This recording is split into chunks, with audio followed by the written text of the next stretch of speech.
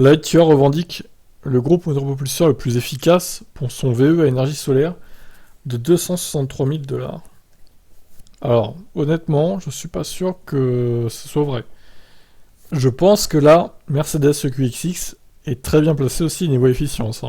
Je saurais pas dire laquelle des deux est la plus forte. Vraiment, il faudrait tester les deux véhicules en même temps, sur la même route au même moment, quoi. Même si, évidemment, la Lightyear est bien aidée par ses panneaux solaires. Elle n'a pas de panneaux solaires, la Mercedes. Lightyear fait donc des déclarations audacieuses sur sa voiture électrique, la Lightyear Zero, le véhicule électrique que vous pourrez recharger à partir du soleil grâce à des panneaux solaires intégrés, sera équipé du groupe motopropulseur de production le plus efficace au monde. Le prochain véhicule électrique utilise des moteurs dans les roues fournis par ELAF, basé en Slovénie. Le partenariat entre la start-up et ELAF a été annoncé ce mois-ci. Les deux en voulaient coordonner leurs efforts pour tirer le meilleur rendement des moteurs électriques. L'un des avantages des moteurs roues d'ELAF est qu'ils libèrent de l'espace dans la voiture, ce qui permet d'avoir un habitacle plus spacieux. Lightyear Zero est la version de production du Lightyear One que la start-up a récemment présenté et a invité la presse à faire un tour. Alors pourquoi ils l'ont renommé Zero, honnêtement je comprends pas. Lightyear One c'était très bien, c'était la première, donc là on va passer de 0 à 2 en fait. Étonnant. La voiture donc pourrait durer 2 mois, jusqu'à 2 mois sans recharge grâce aux panneaux solaires.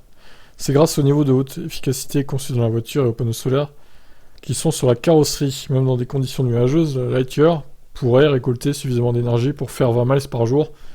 Ouais, c'est-à-dire une trentaine de kilomètres, quoi. Ça, encore une fois, ça reste à confirmer, j'en suis pas certain, moi. Ça dépend de où vous habitez, de la rue, l'ensoleillement, etc., etc. Cependant, l'efficacité et l'indépendance par rapport au réseau ont un prix. La Lightyear commence à 263 000 $, ce qui la place dans la ligue des Cadillac Celestiq, qui devrait commencer à environ 300 000 $, ou du Tesla Roadster, qui commencerait à 250 000 $. Eh ben, alors moi je me dis, mais où en est la Sonotion aussi? Parce que cette voiture, on en parle depuis des années. Il faudrait que j'aille voir leur site si ça a avancé là. C'est fou ça, c'est très en longueur. Bon, en tout cas, la Lightyear, jolie prouesse technologique, mais hors de prix quoi. Dommage. Je vous laisse commenter, ciao.